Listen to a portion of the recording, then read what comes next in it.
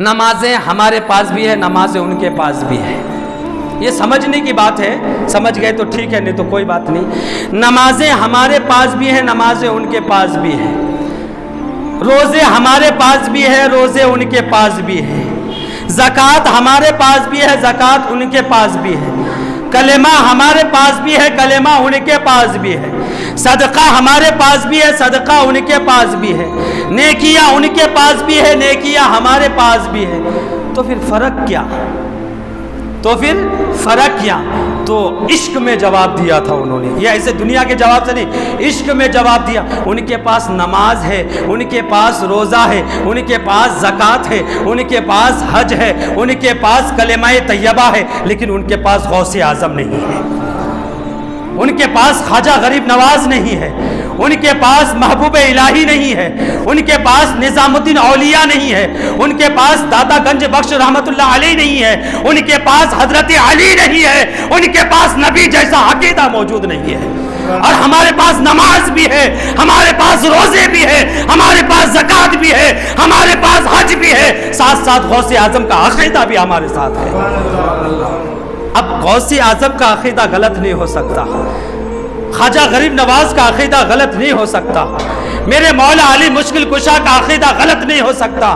تو ہم، اور یہ بات کلیئر کر دیتا ہوں، کل قیامت کے دن اپنی نماز کے بل بوتے پہ اللہ کسی کو جنت نہیں دے گا، روزے کی بنیاد پر اللہ کسی کو جنت نہیں دے گا.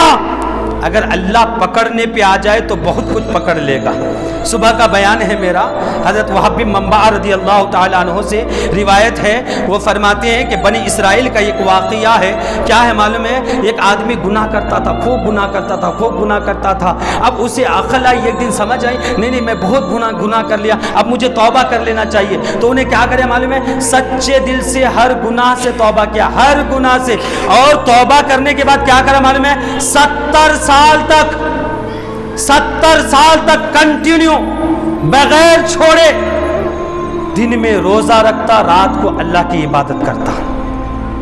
70 سال تک.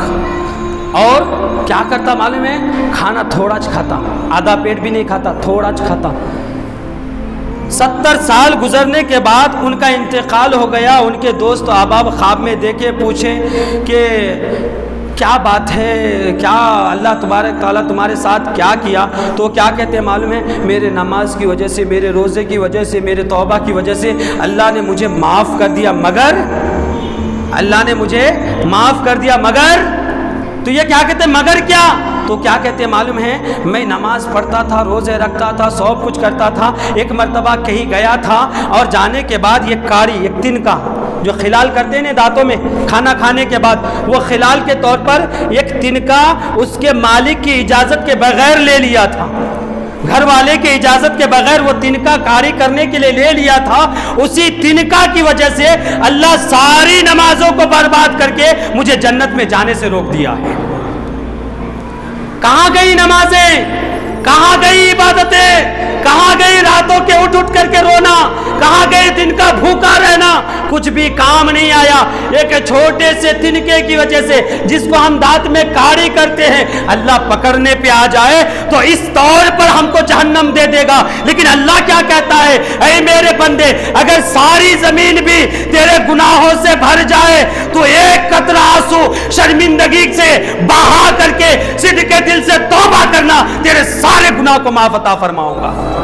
اللہ ایک طرف یہ بھی کہتا ہے ہم کو مایوس نہیں ہونا ہے، ہم کو نا امید نہیں ہونا ہے، ہم کو صرف یہ کرنا ہے، ہم کو عمل کرنی ہے اور جنت میں جانے کا جو یقین کرنا ہے اپنے عمل پر نہیں بلکہ رب کی رحمت پہ کرنا ہے. کیونکہ بغیر کوئی رب کی رحمت کے جنت میں نہیں جا سکتا. میرے رب کی رحمت کے بغیر کوئی بھی جنت میں نہیں جا سکتا. تو اس واقعہ جو میں نے بتایا، ایک چھوٹی سی کاڑی ہمیں بھی کبھی کبھی اٹھا لیتے ہیں نہیں؟ ہمیں تو کاڑیچ نہیں، ہمیں تو سب اٹھا لیتے ہیں. میں صرف یہ واقعہ اس لیے یاد رکھا تھا صبح سے اب تک کہ میں پیغام دینا چاہتا کہ 70 سال کی عبادتیں، 70 سال کی ریاضتیں، 70 سال کے روزے اللہ ایک کاڑی کی وجہ سے روک کر کے جنت سے روک دیا اسے. آج ہماری حالت کیا ہے؟ بھائی بھائی کی زمین لے بیٹھے ہیں،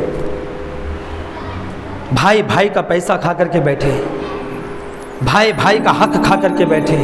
गैरों को तो छोड़े ना, अपने भाई सगा भाई है, हक खा करके बैठे, पूरी ज़मीन हड़पने के लिए बैठे। ऐसा नहीं तो वैसा, वैसा नहीं तो ऐसा, ऐसा नहीं तो वैसा, कैसा तब करके हमनाच मिलना, उसे क्या भी नहीं मिलना। एक दूसरे का हक दबाए बैठे हैं हम। फिर हमारी नमाज़ें क्या काम आएगी, हमारी इबादतें क्या काम आएगी, हमारे ज़ुहद व तक़वा क्या काम आएंगे।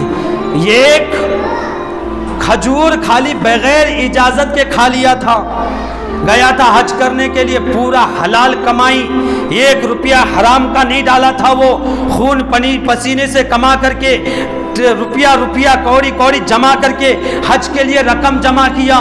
जब हज का रकम जमा हो गया, हज करने के लिए गया, जाने के बाद जो जो चीज़ करना था सारी चीज़ों को किया। जहाँ पर दौड़ लगाना वहाँ पर दौड़ लगाया, जहाँ पर हाथ उठाना वहाँ पर हाथ उठाया, जहाँ पर अकड़ के चलना वहाँ पे अकड़ के चला, जहाँ पर शैतान को रमिए जिमार करना यानी पत्थर मारना वहाँ पर पत्थर भी मारा। मकाम मीना भी गया, मकाम मुज़दलिफ़ा में भी गया, मकाम इब्राहिम के पास नमाज भी पढ़ा, खाना काबा में तवाफ भी किया, सफा और मरवा के दरमियान चक्कर भी लगाया, सारी चीजों को किया। करने के बाद एक दिन ख्वाब होता है कि ख्वाब में क्या होता है कि मैंने तेरे हज को कबूल ही नहीं किया है। सब चीज़ों को किया, शरीयत के दायरे में जितनी चीज़ें ज़रूरी थी, शरीयत ने जितनी चीज़ों को बताया है सब कुछ किया, हलाल पैसा भी था, फिर भी हज कबूल नहीं किया। अल्लाह की बारगाह से आवाज़ आई, तेरा हज कबूल नहीं हुआ। अरे अल्लाह कैसा कबूल नहीं हुआ, मैं तो बहुत मेहनत किया हूँ, बहुत पैसे कमा कमा करके अपने हलाल तरीके से आया हूँ, सब चीज़ जो तेरे हबीब बता गए हैं उस तरीके से मैंने किया है। अरे अल्लाह क्यों मेरे हज को रद्द कर दिया, अरे अल्लाह क्यों मुझे ऐसा मायूस कर दिया। तो अल्लाह कहता है कि तेरे हज ना कबूल होने की वजह सिर्फ ये एक है, वो क्या है कि तू खजूर लेने गया था और खजूर की दुकान पर ये खजूर उसके मालिक की इजाजत के बगैर तू खा लिया था। हमें होते नहीं, दुकान में गए अंगूर उठा के खा लिए, दुकान में गए एक अनार तब उठा के खा लिए, तो ऐसे एक खजूर बगैर मालिक के इजाजत के खा लिया था तो सारी मेहनत बर्बाद कर दिया। तो एक खजूर बग़ैर इजाज़त के खा लेने की वजह से सारी मेहनत अल्लाह बर्बाद कर दिया। तो हम किस यकीन के साथ ये कह सकते हैं कि अपने भाई का हक खा करके जन्नत में चले जाएंगे। अल्लाह हमारी इबादतों को कैसे कबूल फरमाएगा। बिल्कुल हमारा सोचना गलत है। अरे 2 टुकड़ा ज़मीन का हिस्सा उधर चले जाएगा तो क्या होगा, अगर एक हाथ उधर चले जाएगा तो क्या हो जाएगा। 3 हाथ में खबर बनती हमारी, 3 हाथ में खबर बनती, एक हाथ चले जाएगा तो क्या हो जाएगा हमारे भाई की तरफ। सब्र करो यारो।